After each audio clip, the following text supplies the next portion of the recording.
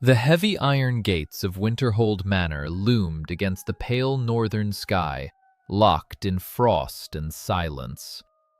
The royal carriage came to a halt. The horses stamped their hooves against the frozen earth, their breath rising in thick white plumes. Inside the velvet-lined cabin, the air was entirely still. Seraphina of Oakhaven sat with her spine perfectly straight. She wore a simple gray traveling dress. The hem was heavily splattered with mud from the long, grueling journey. She did not attempt to brush it away.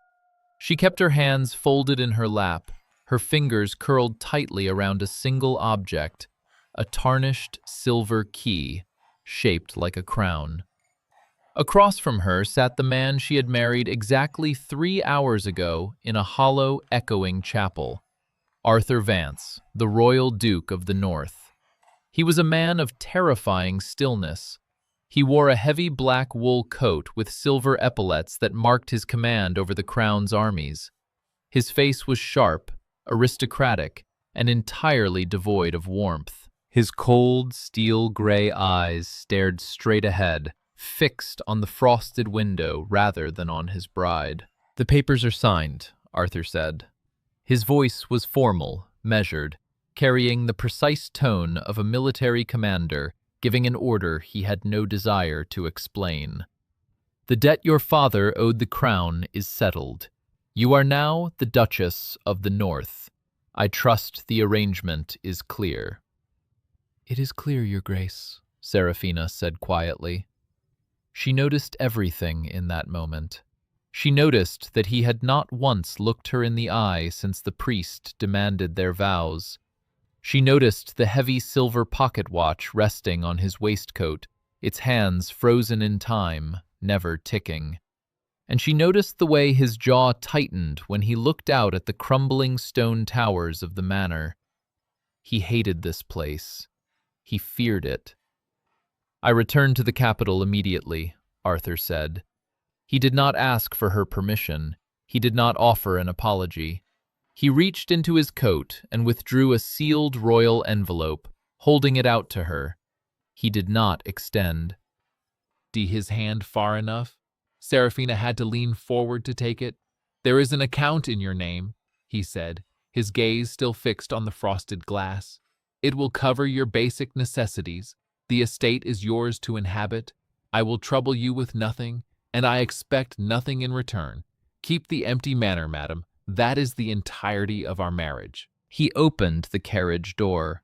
The biting wind howled into the cabin, slicing through Seraphina's thin gray wool. Arthur stepped down into the snow. He did not turn back to offer her a hand. He did not watch as she gathered her heavy skirts and climbed down onto the frozen cobblestones alone. He simply walked to a waiting horse, mounted it in one fluid motion, and looked down at her from the saddle. For the first time, his gray eyes met hers. There was no cruelty in them. Cruelty required an excess of emotion. What Seraphina saw in the Duke's eyes was absolute, impenetrable emptiness. He was a man who had chosen to feel nothing at all. "Do not expect my return," Arthur said. He spurred his horse. The royal guards fell in behind him, and the procession turned back down the mountain road, leaving the new Duchess of the North entirely alone in the snow. Seraphina stood in the freezing wind. The mud on her hem began to frid. Turning stiff and heavy against her ankles, she watched the black coats of the riders disappear into the white horizon. She did not weep. She pressed the tarnished silver key into her palm until the jagged edges of the crown bit into her skin, anchoring her to reality. She had been sold by her father to pay a royal debt. She had been cast out by a husband who treated her as a mere signature on a treaty. She had been left to rot in a forgotten corner of the kingdom. But she was still breathing, and her spine was still straight. Seraphina turned slowly to face Winterhold Manor. It was a magnificent corpse of a palace. The gray stone walls were thick with dead ivy. The massive arched windows were dark, some shattered and hastily boarded up with rotting wood. The silence of the estate was not peaceful. It was the suffocating silence of a place that had been deliberately starved to death. A heavy wooden door creaked open at the top of the grand stairs. An old woman stood on the threshold. She wore a severe black dress and a pristine white apron, her posture as rigid as the stone columns around her. Her face was deeply lined, her expression guarded. Seraphina climbed the steps. The cold marble bit through the thin soles of her shoes. "I am Seraphina Vance," she said, her voice steady over the howling wind. "Your new duchess." The old woman looked at her, then looked past her, searching the empty road for a carriage, a procession, a duke. There was nothing. The realization settled over the woman's weathered face, hardening her features. "I am Mrs. Hale," the housekeeper said. Her voice was brittle. "I was not informed the Duke was bringing a bride, or leaving one." "He is not a man who wastes words," Seraphina replied evenly. "May I come in, Mrs. Hale?" The housekeeper stepped aside. Seraphina crossed the threshold. The grand hall of Winterhold was vast, but it felt like a tomb. The air inside was colder than the snow outside. Dust thick as ash coated the black and white checkered marble floor. Massive crystal chandeliers hung from the vaulted ceiling, completely dark, wrapped in spider webs. "How many rooms are in this palace?" Seraphina asked, her breath misting in the freezing air. 22, Your Grace," Mrs. Hale answered softly. "Only 3 are fit for use, the kitchen, my quarters, and one small guest chamber." "And the rest?" "Closed," Mrs. Hale said. She looked away, her hands wringing her apron. "By the Duke's decree. When his mother, the late Duchess, passed away 3 years ago, His Grace ordered the estate sealed. He took the royal guard and rode for the capital.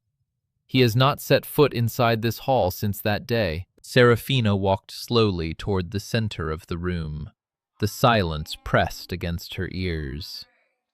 "He left it to die," Seraphina whispered. "He left it to be forgotten," Mrs. Hale corrected, her voice trembling with a long-buried grief. "He sent no funds for repairs. The roof in the east wing has caved in. The local tenants are starving because the royal irrigation lines have collapsed. The Chancellor in the capital denies all our petitions. There are only 3 servants left, Your Grace. The rest fled when the winter set in." The housekeeper looked at the young woman in the muddy gray dress. There was pity in her eyes, mixed with a bitter resignation. "You should not have come here, madam. This is not a palace. It is a grave." Seraphina stopped in the center of the hall. She looked at the towering stone walls, the faded banners of House Vance hanging in tatters, the deep used settling over the marble. Sighs. She thought of the Chancellor in the capital, holding the purse strings, starving the North. She thought of Arthur, riding away without looking back, believing he had discarded her in a place where she would quietly fade into nothing. She felt the silver key burning in her palm. Her mother had given it to her before she died, whispering a secret that the royal court had long forgotten. Winterhold was not just a manor. It was the ancient crown fiefdom. The true wealth of Ethelgard did not lie in the capital. It lay buried beneath this very stone. Seraphina turned to Mrs. Hale. "I need you to show me the royal glass house," she said. Mrs. Hale blinked, caught entirely off guard. "The glass house? Your Grace, it is in ruins. It was the late Duchess's pride, but it has been dead for 3 years. The locks are rusted shut, We do not even have the key." "I have the key," Serafina said. She did not wait for the housekeeper. Serafina moved with sudden, determined grace, her muddy gray skirts sweeping over the dusty marble. She walked past the grand staircase, down a long, freezing corridor where portraits of dead kings stared down from the shadows.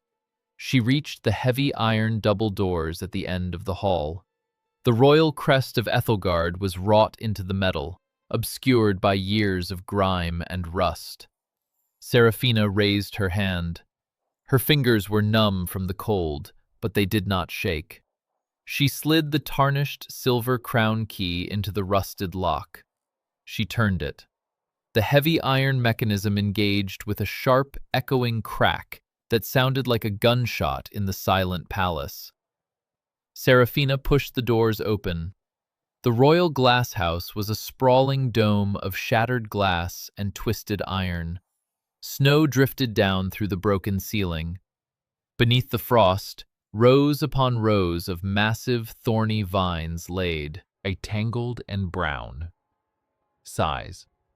They were the legendary white roses of the northern crown, dead, choked by weeds, frozen into the earth. Mrs. Hale stood in the doorway, her breath catching in a quiet sob as she looked at the ruined garden she had once loved. Serafina walked into the center of the dead earth. The cold wind whipped her auburn hair around her face. She knelt down in the dirt, regardless of her dress, and plunged her bare hands into the frozen soil. She dug through the ice, snapping the dead, choking weeds, her nails scraping against the frost. "Your Grace!" Mrs. Hale cried, stepping forward. "You will freeze!" Serafina did not stop. She dug deeper, clearing away the rot and the decay, until her fingers brushed against something hard. She pushed the final layer of frozen dirt aside. There, buried deep beneath 3 years of neglect, close to the root of the oldest, thickest vine, was a single, tiny shoot of green. It was alive. Serafina stared at the fragile green stem, her chest rising and falling heavily.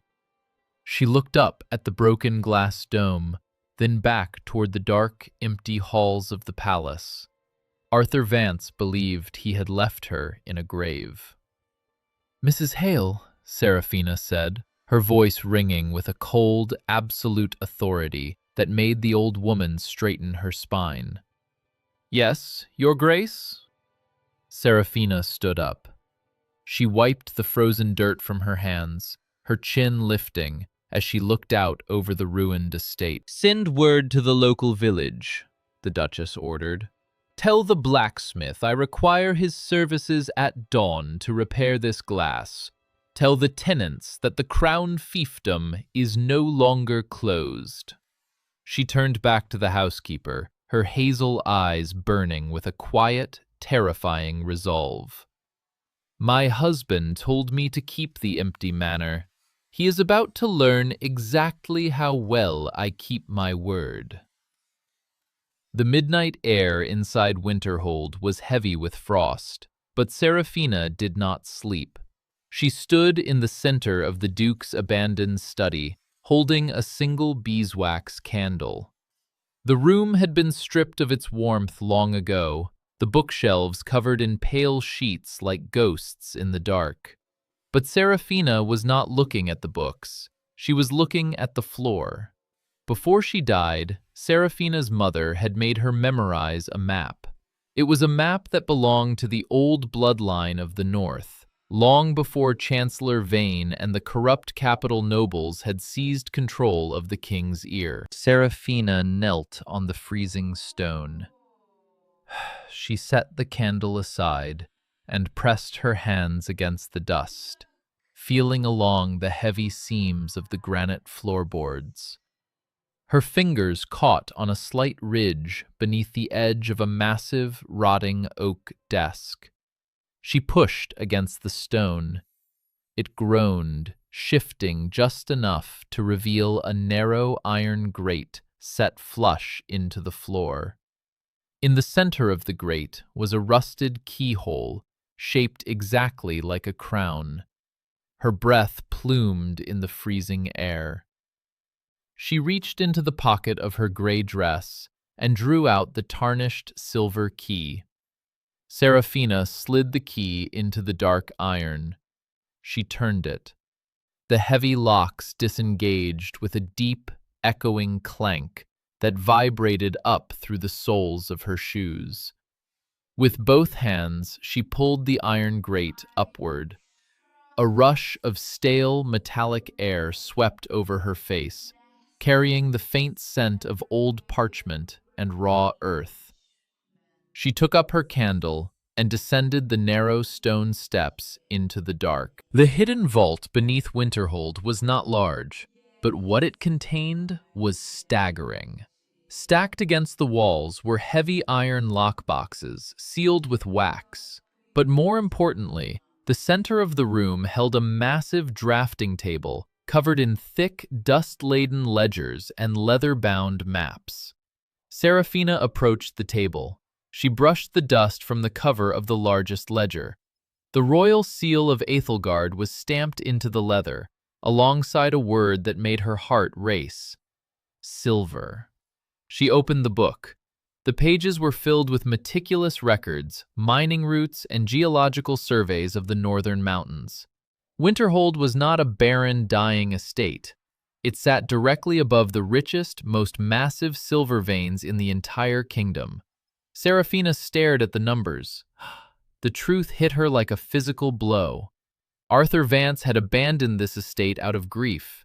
He had locked away the memory of his mother and turned his back on his home. But Chancellor Vane, the king's chief minister, had used that grief as a weapon. Vane had buried these records. He had starved the northern fiefdoms, refusing their petitions, crushing their infrastructure, all to keep the Duke reliant on the capital's funds. If Arthur knew the wealth that lay beneath his own boots, he would never have to answer to the Chancellor again.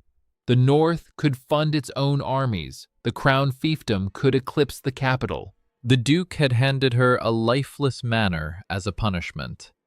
He never guessed he was handing her the absolute economic survival of his royal house.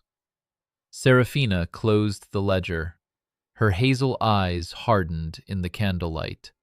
She would not send word to Arthur. A man who runs from his duties does not deserve to be handed a victory he did not earn. She would rebuild this empire herself, and when the time came, the capital would have to answer to her. The next morning, the winter sun broke pale and cold over the mountains. Serafina was already in the royal glasshouse. She had discarded the heavy corset of her traveling clothes, keeping only the faded gray dress and a thick wool shawl. Her sleeves were rolled up to her elbows. Her hands were caked in freezing mud. She pulled at the dead vines, her muscles burning with the effort, clearing the choked earth around the single green shoot she had found the day before. A small sound broke the silence. Serafina paused. She looked toward the shattered glass doors. Standing in the entrance, shivering in a ragged coat 3 sizes too big for her, was a little girl. She was perhaps 8 years old, her blonde hair a tangled mess, her face smeared with soot. She had a flat, suspicious stare, the look of a child who had learned that adults were only good for leaving.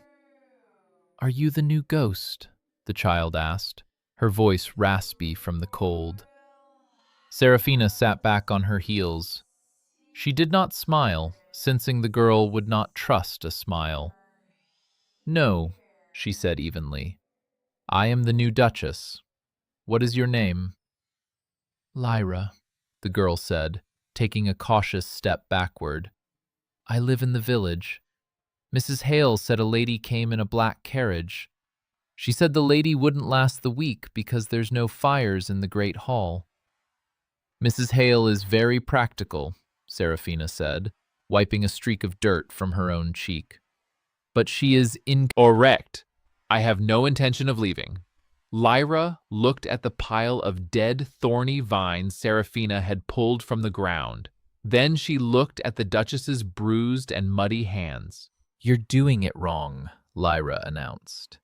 Seraphina raised an eyebrow. "Am I?" "The old Duchess used to say you can't pull the thorns straight up. You have to loosen the dirt around the root first. Otherwise, you snap the sleeping wood." Lyra pointed a small, dirty finger toward the green shoot. "My mother told me, before she died of the winter fever. She said the white roses were magic, but they look pretty dead to me." "They are not dead," Seraphina said softly. "They are just waiting for someone to care." She looked at the freezing, orphaned child standing in her ruined palace. "I could use a chief gardener, Lyra," Seraphina said, her voice completely serious. "It is a very important royal position. It requires a great deal of digging. Are you afraid of the dirt?" Lyra's chin lifted. The suspicion in her eyes wavered, replaced by a fierce, sudden pride. "I'm not afraid of anything." She marched into the glass house, dropped to her knees in the freezing mud beside the Duchess of the North, and began to dig. By midday, they had cleared the first entire row. They were interrupted by heavy footsteps echoing on the frozen cobblestones outside. Elias, the village blacksmith, stood at the entrance to the glass house. He was a massive man with a thick beard and eyes hardened by years of poverty.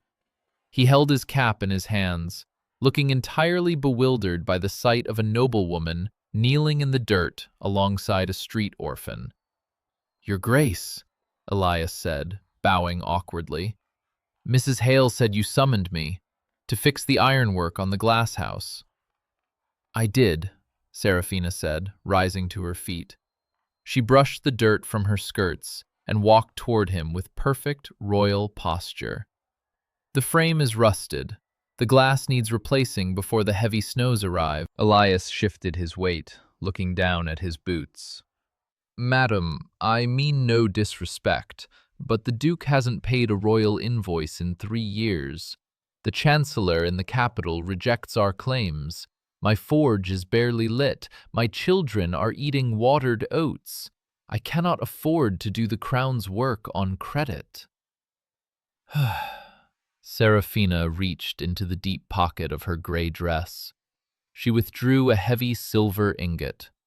It was ancient, stamped with the original crest of House Vance, retrieved from the vault beneath the floorboards just hours ago. She placed the silver block firmly into the blacksmith's calloused hand. Elias stared at the silver. His mouth opened, but no sound came out. It was more wealth than his forge had seen in a decade. "You will not work on credit, Elias," Seraphina said, her voice ringing clear and steady in the freezing air. "From this day forward, the crown fiefdom pays its debts. You will fix the ironwork on this glass house, and when you are finished, you will purchase enough slate and lumber to repair the roof of every tenant cottage in this valley." Elias looked up, his eyes wide with shock. "Every cottage? Your Grace, that will take months. And the Chancellor? The Chancellor does not rule the North," Seraphina cut in, her tone flashing with absolute authority. "I do. I am your Duchess. You have paid your loyalty to a house that gave you nothing but silence in return. That ends today." She looked out past the ruined gates, toward the small, crumbling village nestled in the snowy valley. "Fix the roofs, Elias. Make sure no child freezes in my fiefdom this winter. Tell the people that Winterhold is alive again." The massive blacksmith looked at the young woman in the muddy gray dress. Slowly, the hardened bitterness in his eyes fractured. He closed his fist around the silver ingot and fell to one knee in the snow, bowing his head, not out of duty, but out of absolute reverence. "Yes, Your Grace, he whispered fiercely. It will be done. As Elias ran back down the mountain road to light his forge, Seraphina turned back to the glass house. Lyra was still kneeling in the dirt, staring at the ground. Your Grace, the child breathed. Look! Seraphina walked over. Beneath the cleared earth, freed from the suffocating weeds and the crushing ice, the tiny green shoot had unfurled its first small, perfect leaf. The white roses of Ethelgard were waking up. 300 miles to the south, in the capital city of Ethelgard, Arthur Vance sat behind a massive oak desk. The Duke's office was a masterpiece of cold efficiency. The heavy velvet drapes were pulled back to let in the sharp winter sunlight. There were no paintings on the walls, no personal tokens on the shelves. The only sound in the room was the relentless scratching of his quill as he signed military requisitions. He wore his heavy black coat, his silver epaulets catching the pale light. Arthur lived exactly the way he commanded his armies, without distraction, without hesitation, and entirely without feeling. A timid knock broke the silence. His clerk entered, carrying a silver tray with a stack of royal correspondence. The post from the Northern Territories, Your Grace, the clerk said, bowing low before hastily retreating. Arthur did not look up immediately. He finished his signature, set his quill down, and reached for the stack. He expected nothing of consequence. For 3 years, the reports from Winterhold had been identical. Crumbling infrastructure, failing crops, a slow, inevitable death. It was exactly what he had ordained. A dead house could not harbor ghosts. A ruined estate could not cause pain. But the envelope on the top of the stack was unusually thick. Arthur broke the wax seal. A bundle of crisp ledgers slid onto his desk, accompanied by a single sheet of heavy parchment folded in half. He unrolled the ledgers first. His gray eyes scanned the columns of numbers, and his brow furrowed in genuine confusion. The ink was fresh. The sums were staggering. 2 tons of slate for tenant roofs. Ironwork for the royal glass house. Wages paid in full to the village blacksmith. Lumber, grain, winter wool. Arthur stared at the figures. He had left no funds for such repairs. The Chancellor had strictly denied all northern petitions. Where was this wealth coming from? And who had authorized the revival of a fiefdom he had explicitly ordered to be left to rot? He reached for the folded parchment. The handwriting was elegant, steady, and unapologetically bold. It did not begin with the expected subservient titles of the court. Arthur, the letter read, I enclose the quarterly accounts for the crown fiefdom. I do not send them to ask for your approval, nor do I ask for your capital funds. I send them simply because you are the Duke, and a duke should not be ignorant of the state of his own house. You told me on our wedding day to keep the empty manor. You will see from the ledgers that I have kept my word. Every tenant cottage in the valley now has a solid roof. The children of the village are no longer freezing in their beds. The blacksmith's forge is lit, and the royal glass house has been unsealed. I know you intended this place to be a grave, but I am not a woman who knows how to die quietly in the dark. I do not write this to reproach you for leaving. I write this to tell you that Winterhold is alive. I have paid for the repairs using the forgotten wealth of your own ancestors, buried beneath the very stone you could not bear to walk upon. I ask nothing of you. I expect nothing. But I thought you should have the first harvest of the garden you left behind. Arthur's breath stopped in his throat. He slowly turned the folded parchment over. Tucked neatly inside the crease, pressed flat and preserved in its fragile perfection, was a single white rose. Arthur Vance, commander of the Crown's armies, a man who had not shed a tear or shown a fraction of vulnerability in 3 years, stared at the dried flower. His hand began to tremble. He reached out and brushed his fingertips against the pale petals. A phantom scent of summer rain and sweet soil seemed to rise from the dry parchment. Suddenly, he was not in a sterile office in the capital. He was 10 years old, standing in the royal glasshouse, watching his mother smile as she tended to the magnificent white blooms. "A true ruler does not abandon what is broken, Arthur," his mother's voice echoed in his memory. "He stays, and he lets the light in." Arthur squeezed his eyes shut, his chest hitched. The iron cage he had built around his heart, the cold apathy he had worn like armor, cracked straight down the middle. He had handed his unwanted bride a dead house and ridden away, believing he was sparing himself the pain of attachment. Instead, this foreign princess, this woman he had barely looked at, had walked into the ruins of his trauma and rebuilt his mother's legacy with her bare, freezing hands. She did not beg him to return. She simply showed him what courage looked like. Arthur carefully picked up the pressed white rose. He unbuttoned the breast of his heavy black coat and slid the flower into his inner pocket, placing it directly over his heart, right next to his stopped silver pocket watch.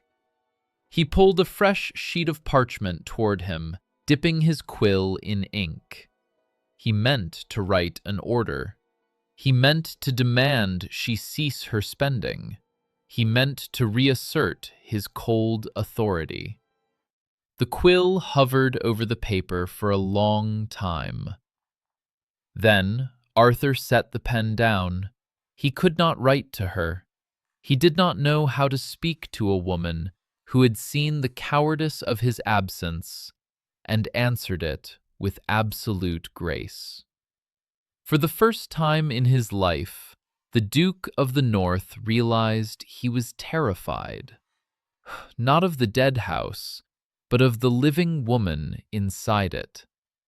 Across the capital, in the opulent chambers of the Royal Council, another man was reading a very different report. Chancellor Vane sat in a velvet-backed chair, his thin, sallow face illuminated by the firelight. He wore rich burgundy robes, his fingers steepled beneath his hooked nose. Standing before him was a trembling spy, a merchant who had just returned from the northern mountain pass. "Explain it to me again," Vane said, his voice a soft, dangerous hiss. "And speak clearly." "The village, my Lord Chancellor," the merchant stammered. "It is bustling. The blacksmith is working day and night. The manor's gates are open. The new duchess has ordered the repair of the entire estate." Vane's pale blue eyes narrowed. "Impossible. The Duke left her with nothing. I personally ensured that every copper destined for Winterhold was diverted to the royal treasury. How is she paying for this?" The merchant reached into his satchel and withdrew a heavy, ancient silver ingot. He placed it carefully on the Chancellor's desk. "She paid the blacksmith with this, my lord." Vane stared at the silver. His heart skipped a frantic beat. He recognized the stamping on the metal. It was the original crest of House Vance, a crest that had not been used in a century. "The vault," Vane whispered, the blood draining from his face. "She found the vault."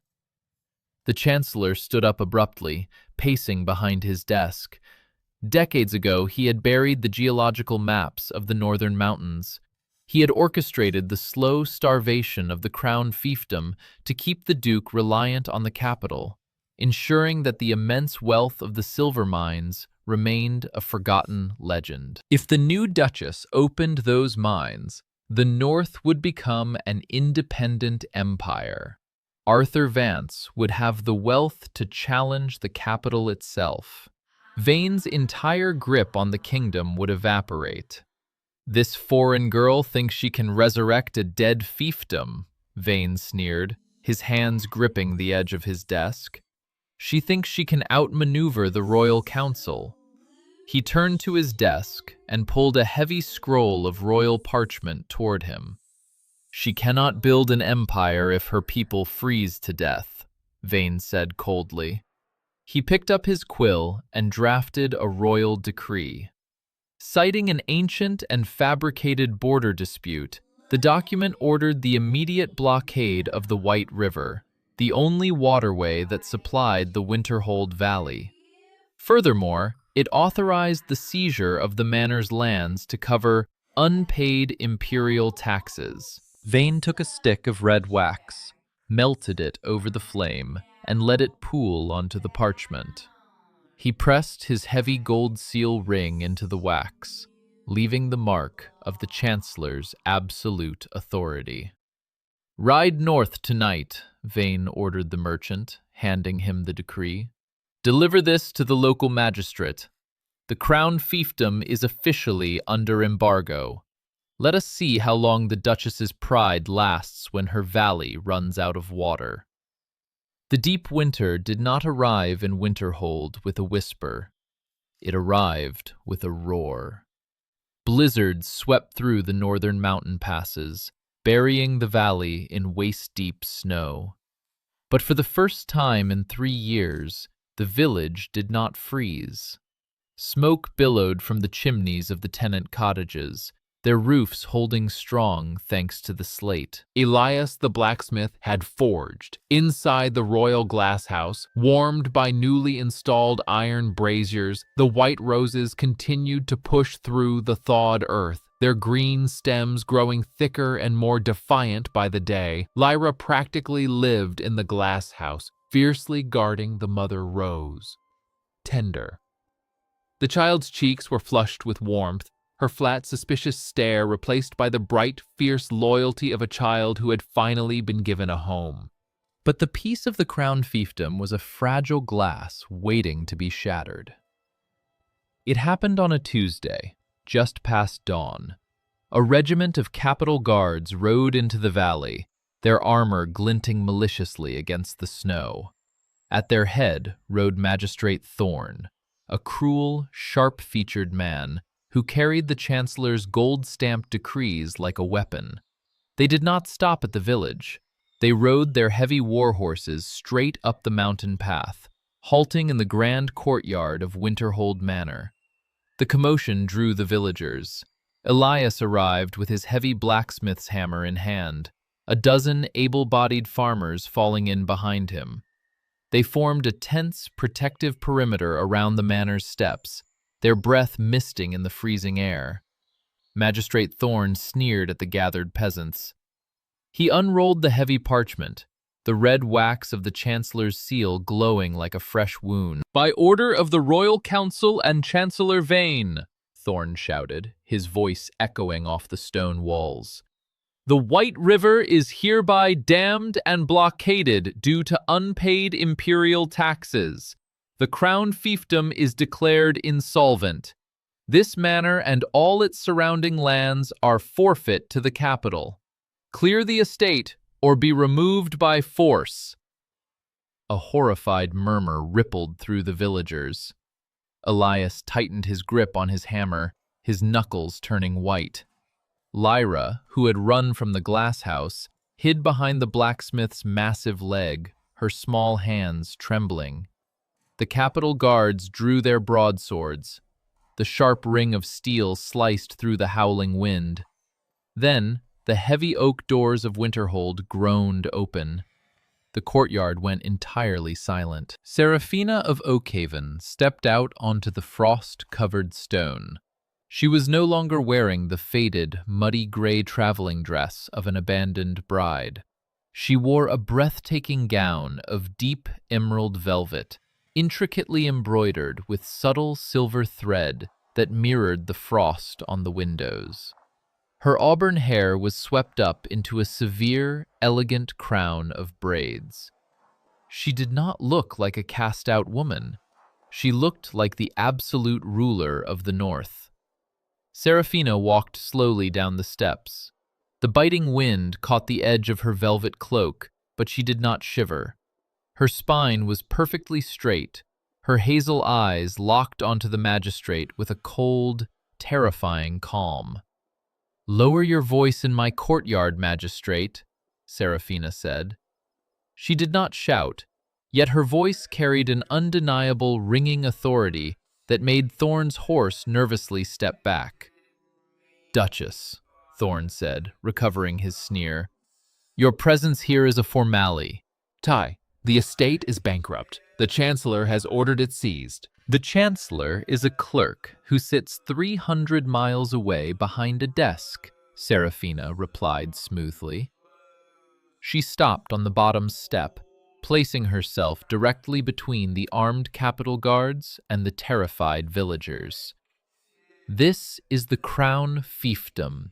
It answers only to the royal house of Vance, and I am its reigning Duchess." Thorn laughed, a harsh, grating sound. "You are a foreign bride abandoned on her wedding day. The Duke left you with nothing. You have no funds, no army, and no legal standing to deny a gold-sealed decree." Serafina reached into the deep fold of her emerald cloak. She withdrew the tarnished silver crown key. She held it up, letting the pale winter sun catch its ancient, jagged edges. "I have paid for every repair in this valley," Serafina said, her voice dropping to a dangerous, steady cadence. "I have funded the blacksmith, fed the tenants, and read the royal glasshouse. Do you truly believe a woman with no funds could rebuild an empire in a matter of months, magistrate?" Thorn stared at the silver key. The arrogance in his eyes faltered, replaced by a sudden, creeping doubt. "The White River remains open," Serafina commanded, stepping forward so that her velvet skirts brushed the boots of the nearest armed guard. The man instinctively stepped back. "Any man who attempts to dam the water of this valley will be answering directly to the Duke of the North for an act of treason against his personal estate. Now take your forged decrees and get off my land."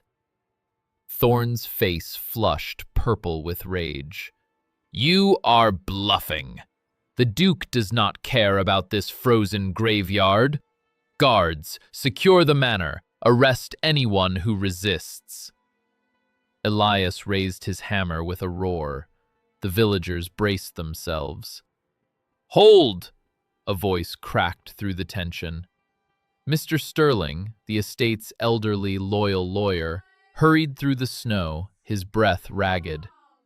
He stepped beside Serafina, his frail hands shaking as he faced the magistrate. "To attack the Duchess of the North on her own steps is an act of war against the Crown's armies," Sterling shouted. "You have no legal right to touch her without a high court tribunal." Thorn glared at the old man, then at the mob of villagers who looked ready to die for the woman in the emerald dress. He knew he was outnumbered for now. "A tribunal, then," Thorn spat, pulling his horse around. "The High Court sits in 3 days. When the Chancellor proves your wealth is stolen and your marriage is a sham, you will be thrown into the freezing mud where you belong. Enjoy your last days in the palace, Duchess." The Capitol guards rode out of the courtyard, leaving a heavy, terrifying silence in their wake. Elias lowered his hammer, his broad chest heaving. Lyra ran forward and buried her face in Seraphina's velvet skirts, crying quietly. Seraphina placed a gentle, steadying hand on the child's head, but her hazel eyes remained fixed on the retreating riders. Mr. Sterling turned to her, his wrinkled face pale with dread. "Your Grace, you held them off today, but Thorn will return with a full battalion. The Chancellor will use the High Court to strip you of your title.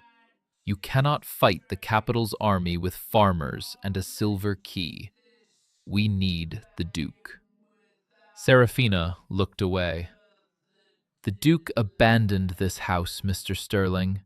I will not beg a coward to defend a home he did not want." "You are not begging, Your Grace," the old lawyer said fiercely.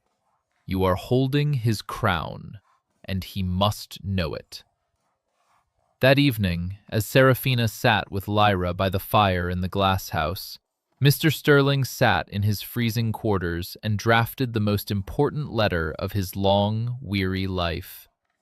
He sealed it with red wax, handed it to the fastest rider in the village, and told the boy to ride the horses to death if he had to. 2 days later, in the capital city of Ethelgard, Arthur Vance sat in his sterile office, staring blindly at a military map. He had not slept in 3 days. Every time he closed his eyes, he saw the dried white rose resting against his chest. He felt the phantom weight of it beneath his heavy wool coat, a constant burning reminder of the woman he had left behind in the snow. The heavy oak doors of his office burst open. Arthur's hand flew to his sword hilt, his gray eyes flashing with lethal intent. A young courier, half frozen and covered in snow, collapsed onto the carpet. He held out a battered, wax-sealed envelope. "From Winterhold, Your Grace. Urgent dispatch." Arthur crossed the room in 2 massive strides. He tore the letter from the boy's trembling hands and broke the seal. The handwriting belonged to Mr. Sterling, erratic and smeared with melted snow. "Your Grace, I write this in violation of your wife's wishes, for she would never ask for your aid. Chancellor Vane has moved against the north. He has blockaded the river and sent armed guards to seize the crown fiefdom, claiming your marriage is a sham to justify his theft of your lands. I watched your wife today. She did not weep. She did not retreat. She put on the emerald colors of your house, walked out into a blizzard, and stood between armed capital guards and the starving children of your valley. She is fighting a war on ground she does not own, with weapons she does not have. She is holding the entire weight of your legacy while you hide 300 miles away. A man's kingdom is being stolen, and his wife is standing alone in the snow to defend his crown.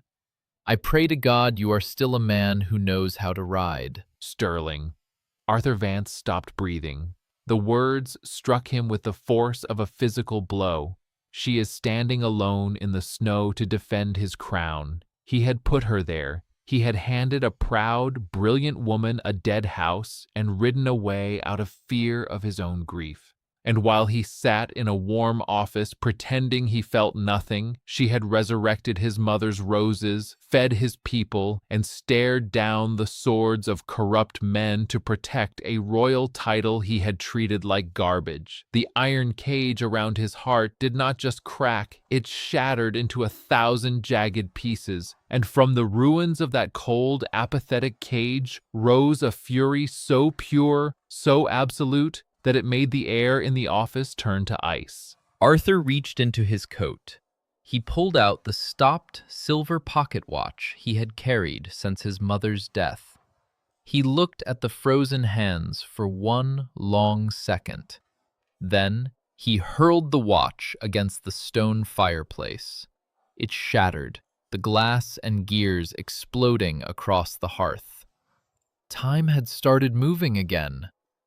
Guards! Arthur roared, his voice shaking the heavy velvet drapes. His lieutenant rushed into the room, alarmed by the sheer violence in the Duke's usually controlled tone. "Saddle my horse," Arthur commanded, pulling on his heavy riding gloves. His gray eyes were lethal, burning with a frantic, desperate fire. "Summon the royal vanguard. Every man who owes his sword to House Vance rides with me within the hour." "To where, your grace?" the lieutenant asked, bewildered. Arthur shoved past him, his heavy black coat sweeping through the door like a dark storm. "I am going home." 300 miles away, the winter sky above Winterhold darkened to the color of bruised iron. The blizzard howled against the glasshouse windows. Seraphina stood by the blooming white roses, holding the silver key tightly in her hand, listening to the ominous sound of marching boots echoing up the mountain path. The High Court Tribunal was tomorrow, but Thorn had not waited. The capital's soldiers had returned early, and this time their swords were drawn. Arthur Vance rode like a man outrunning death. For 2 days and 2 nights, the commander of the Crown's armies did not sleep. He drove his massive black warhorse through the blinding blizzards of the northern pass, 50 heavily armored knights of the royal vanguard thundering behind him. The freezing wind tore at his black wool coat. Ice crusted on his silver epaulet. But he did not slow down. Every time his exhaustion threatened to pull him from the saddle, he felt the fragile weight of the dried white rose resting over his heart. "She is standing alone in the snow to defend his crown." The words from the lawyer's letter burned in his mind, hotter than any fire. He had been a coward. He had built an empire of apathy in the capital, while his wife built a true empire in the ruins of his trauma. As dawn broke on the 3rd day, the storm finally began to clear, painting the winter sky in streaks of bruised purple and pale gold. Arthur's horse crested the final ridge overlooking the Winterhold Valley. Arthur pulled hard on the reins, bringing his foaming horse to a halt. He stared down at the valley, his breath catching in his throat. He had expected to see a graveyard of frozen cottages and starved fields. Instead, he saw thick plumes of gray smoke rising merrily from dozens of newly slated roofs. He saw the village square cleared of snow, carts of winter grain covered in heavy tarps. The crowned fiefdom was not dead. It was breathing. It was warm. It was alive. But as his eyes swept up the mountain toward Winterhold Manor, his heart slammed violently against his ribs. A regiment of capital guards had surrounded the royal glasshouse. Their swords were drawn, the cold steel gleaming in the morning light. At the center of the standoff stood Magistrate Thorn, shouting orders. And blocking the entrance to the glasshouse, standing with her spine perfectly straight in a gown of deep emerald velvet, was Seraphina. She held the silver crown key in one hand, completely unyielding, while Elias the blacksmith and a dozen villagers stood defensively around her. They were outnumbered. They were outarmed, but not a single one of them was stepping back. Arthur's blood turned to liquid fire. "Vanguard!" Arthur roared, drawing his heavy cavalry sword. The steel sang in the freezing air. "With me!" The earth shook. Down in the courtyard, Magistrate Thorn raised his hand to order his men to seize the Duchess. But before the word could leave his mouth, a blast from a royal war horn shattered the silence of the valley. Thorn spun around. Thundering up the mountain path was a terrifying wave of black and silver. The royal vanguard crashed into the courtyard, their armored war horses surrounding the Capitol guards in a matter of seconds. At the head of the formation, Arthur Vance hauled back on his reins. His black warhorse reared, its hooves striking the frozen cobblestones with a deafening crack. Arthur looked like a god of war. His face was unshaven, hollowed by exhaustion, his eyes blazing with a lethal, absolute authority. "Sheath your weapons!" Arthur's voice boomed across the courtyard, cracking like a whip. "The next man who takes a step toward my wife will lose his hands." The Capitol guards froze. Panic washed over their faces. Recognizing the commander of the Crown's armies, they immediately dropped their broadswords. The weapons clattered loudly against the stone. Magistrate Thorn went entirely pale. He stumbled backward, dropping his gold-stamped parchment. "Your Grace, we were acting on the orders of the Chancellor. The estate is forfeit." "The estate belongs to the Duke of the North," Arthur snarled, dismounting his horse in one fluid motion. He marched toward the magistrate, his heavy boots crushing the Chancellor's decree into the snow. "And the North answers to me. You are stripped of your command, Thorn. If I see your face in my fiefdom again, you will hang for treason. Take your men and get out of my sight." Thorn did not wait for a second warning. He scrambled onto his horse, and the disarmed Capitol guards fled down the mountain road, leaving the courtyard in stunned silence. Elias lowered his heavy hammer, exhaling a massive breath. Exhales. The villagers slowly parted, their eyes wide with awe as they looked at the master of Winterhold, returned at last. Arthur did not look at them. He did not look at the restored manor, or the repaired roofs, or the glass dome. He only looked at her. Seraphina stood at the entrance to the glass house. Her emerald velvet gown swept against the snow. Her auburn hair, usually pinned in a severe crown, had loosened slightly in the wind. She was breathtaking. She was the most terrifying, magnificent thing he had ever seen. Arthur slowly sheathed his sword. He took off his heavy leather riding gloves, letting them fall into the snow. He walked toward her, his steps slowing as he approached the glasshouse doors. The air inside was warm, smelling of damp earth and sweet, blooming life. Behind Seraphina, massive green vines curled toward the glass ceiling, dotted with dozens of pristine, blooming white roses. Arthur stopped a few feet from her. The cold, impenetrable Duke of the North, who had not bowed to a living soul since he was a boy, slowly dropped to one knee on the frost-covered stone. Seraphina's hazel eyes widened slightly, her grip tightening on the silver key. Arthur reached into his coat.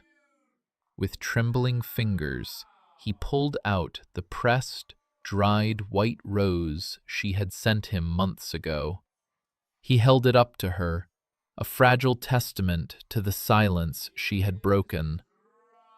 "You told me to keep the empty manor," Seraphina said, her voice quiet, though it wavered for the first time. "I told you I was not a woman who knows how to die in the dark."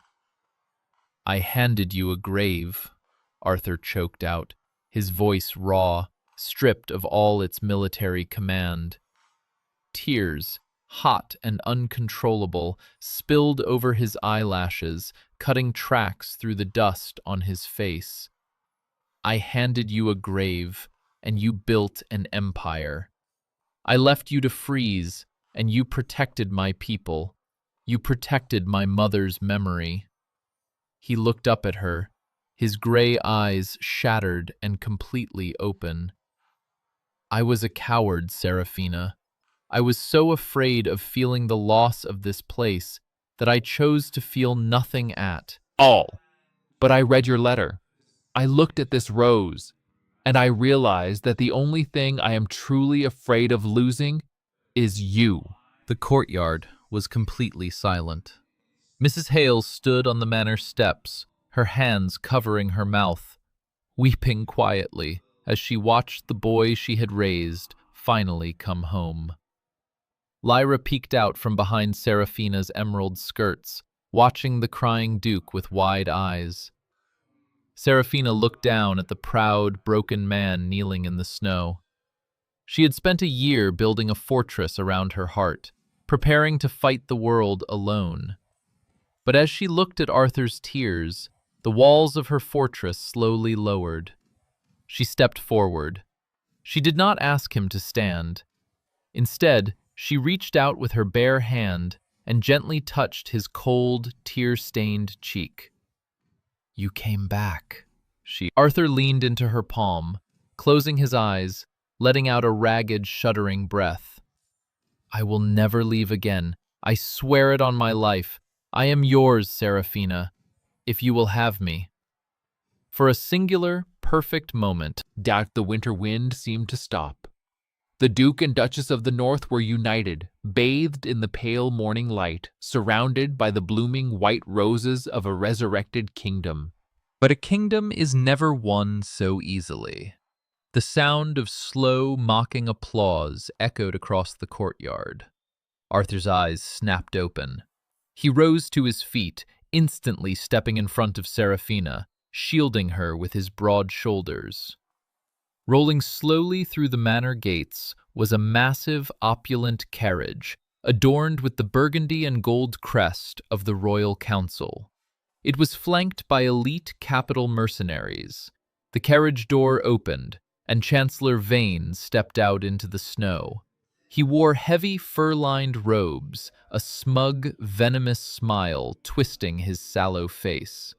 Beside him stood a high court judge, clutching a wooden gavel and a locked iron ledger. "A truly touching performance, Your Grace," Vane hissed, his pale blue eyes gleaming with malice.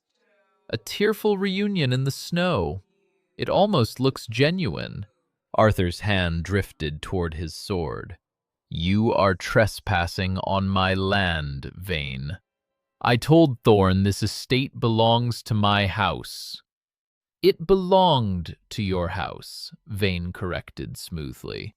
"But I anticipated your sudden bout of sentimentality, Duke Vance.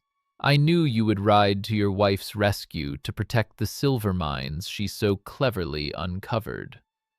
Seraphina stepped out from behind Arthur, her chin lifted high.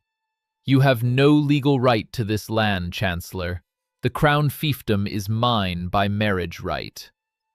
Vane smiled, pulling a yellowed, wax-sealed parchment from his robes.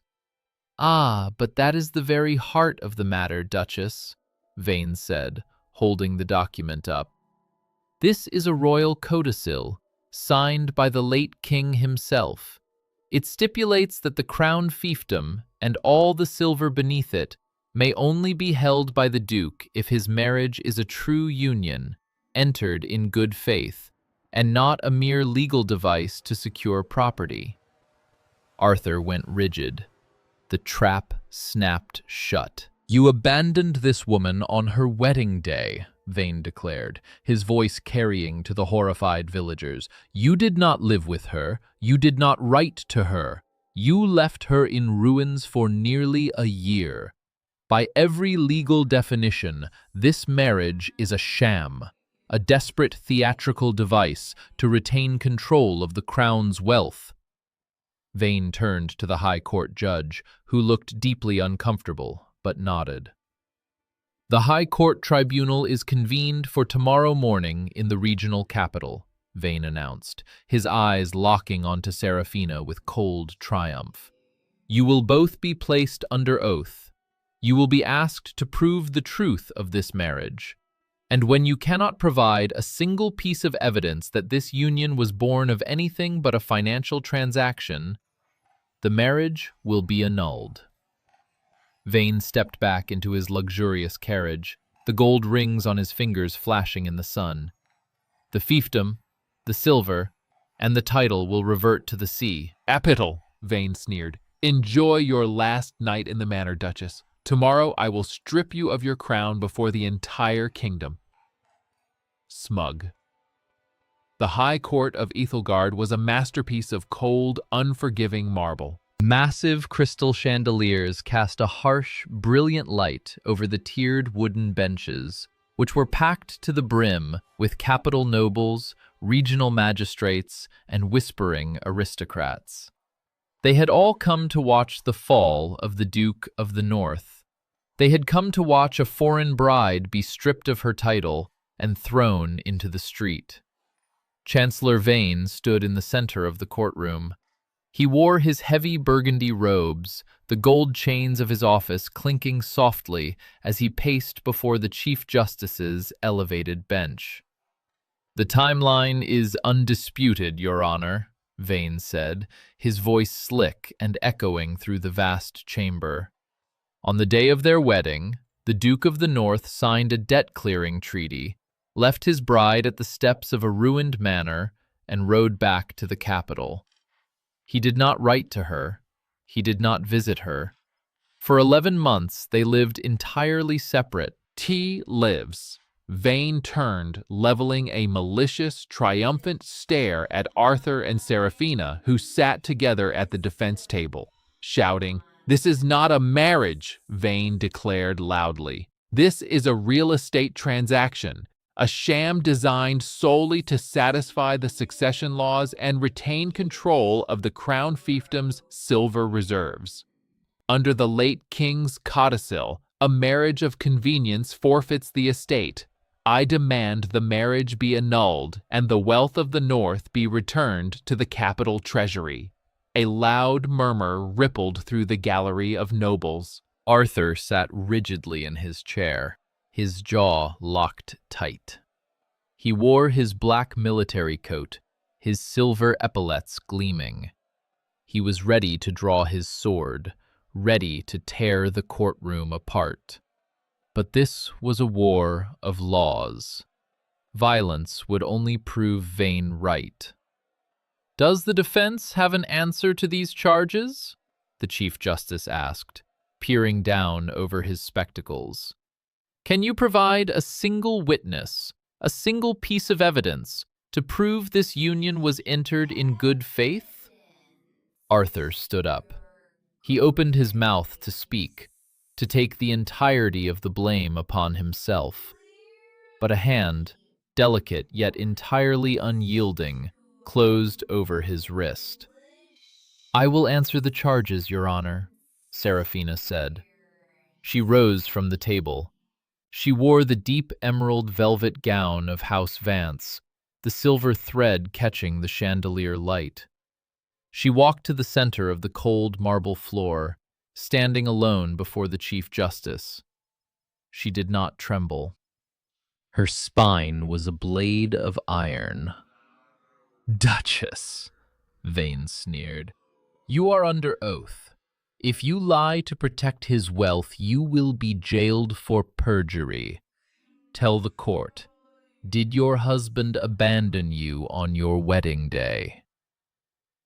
"He did," Seraphina said clearly. The courtroom erupted into frantic whispers. Vane smiled broadly, turning to the Chief Justice with open hands. "Did he leave you with a dead, freezing manor, while he lived in comfort 300 miles away?" Vane pressed.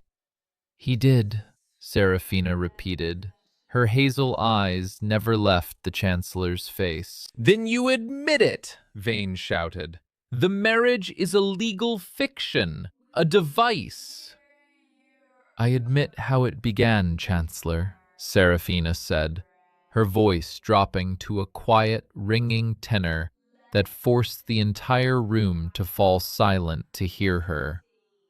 "I admit that I was sold to pay a debt, and that my husband ran from his duties out of grief. It began as a transaction." She turned away from Vane, looking up at the Chief Justice and then back to the gallery. But the codicil does not ask how a marriage begins, Serafina stated. It asks what the marriage is. A house that begins dead does not have to stay dead. I spent a year proving that. And a marriage that begins as a piece of paper can become a true thing if the two people in it decide to clear the rot and let the light in. She looked at Arthur. Across the courtroom, the Duke of the North stood completely still, his gray eyes locked onto hers, his heart stripped bare before the world. I did not love him on my wedding day, Serafina said to the silent court. But I love him today, and he loves me, and I am done being afraid to speak the absolute truth. Vane let out a sharp, mocking laugh. How touching, the Chancellor sneered. A lovely piece of theater.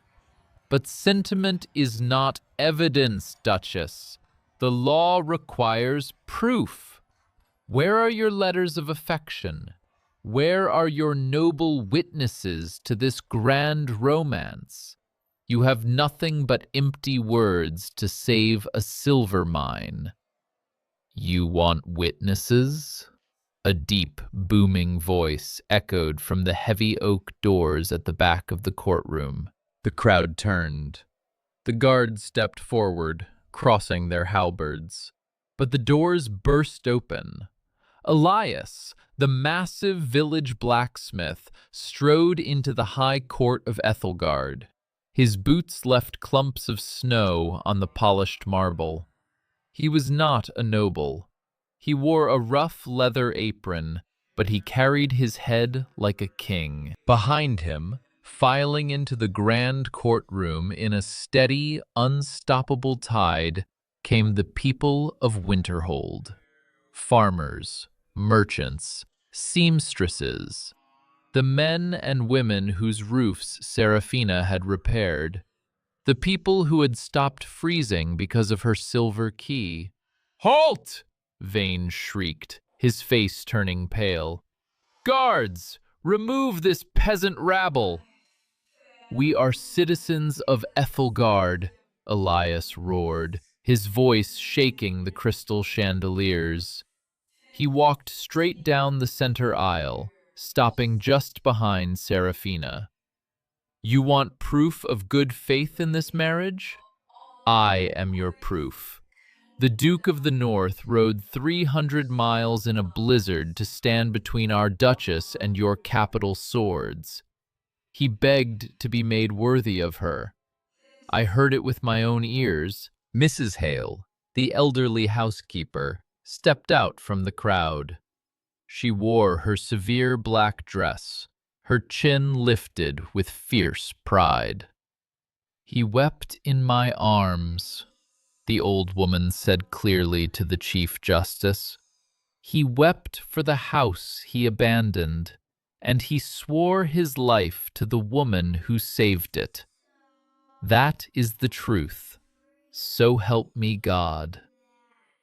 Finally, a small figure pushed through the wall of adults. Lyra, the orphaned girl of the fiefdom, walked right up to the front of the courtroom. She wore a neat, warm wool dress that Serafina had made for her. She glared up at Chancellor Vane with a flat, merciless stare that only a child could muster. "He promised on the Mother Rose," Lyra announced to the entire court. "He got down in the dirt and he promised he would never leave her again, and Mrs. Carter doesn't break promises, so he can't either." The courtroom was stunned. Dozens of commoners, risking imprisonment, had traveled 300 miles through the winter snow, standing before the highest nobles in the land, all to defend the honor of one woman. Arthur Vance stepped forward. He walked to the center of the room and stood beside his wife. He took her hand, lacing his fingers through hers. "You wanted to see the wealth of the North, Vane?" Arthur asked, his voice low and lethal. "Look around you. It is not just silver in a vault. It is loyalty.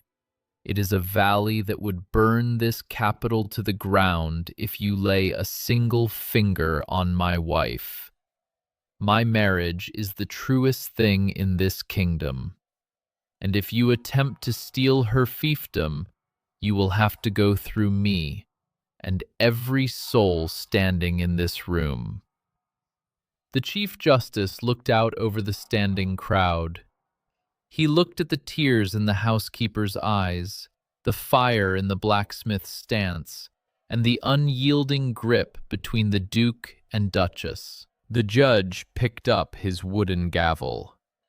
"The codicil demands a trial of good faith," the Chief Justice said slowly. "I have sat on this bench for 30 years.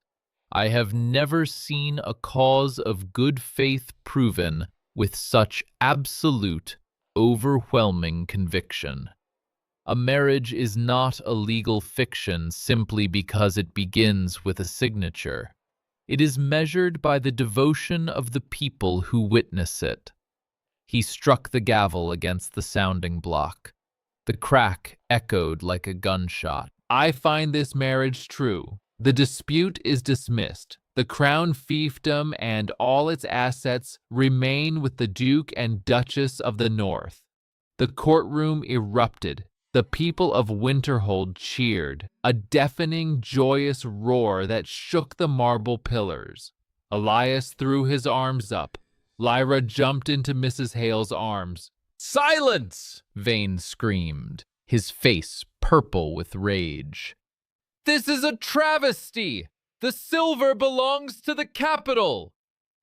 "The silver belongs to Ethelgard," the Chief Justice interrupted, his voice dropping to a dangerous chill. "But you, Chancellor Vane, have abused a royal seal to dam a civilian river and enforce an illegal blockade. Guards, strip him of his seal ring." Vane stumbled backward in horror as 2 Capitol guards seized his arms. They ripped the heavy gold signet ring from his finger. The Chancellor, who had tried to steal an empire in the dark, was dragged out of the courtroom, shouting empty threats that no one listened to anymore. Arthur turned to Seraphina. The noise of the cheering crowd faded into the background. He lifted her hand, the hand that had dug through the frozen earth, and pressed a long, reverent kiss to her knuckles. "You won," Arthur whispered, his gray eyes shining. "We won," Seraphina corrected, smiling for the first time, a bright, breathtaking smile that reached all the way to her hazel eyes. "Now, take me home, Arthur.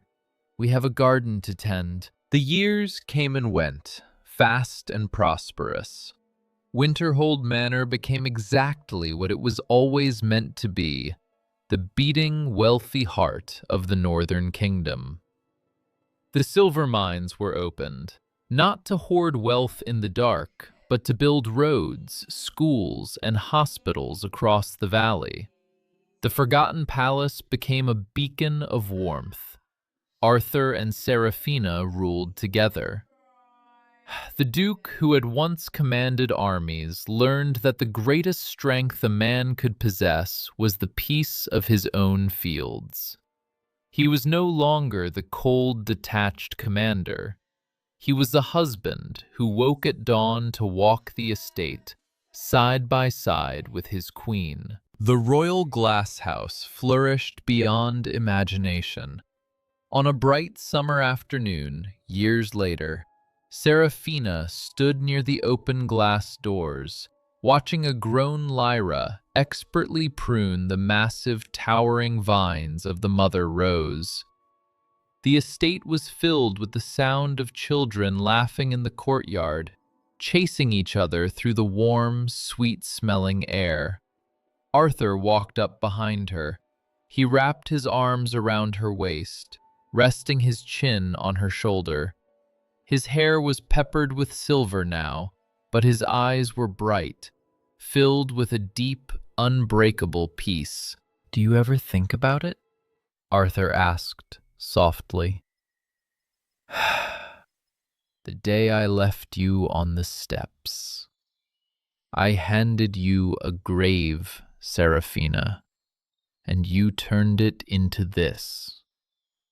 Seraphina leaned back against his chest, placing her hands over his. "You handed me an empty house, Arthur," she murmured. "But you only had to realize that an empty house is just waiting to be filled. You came back.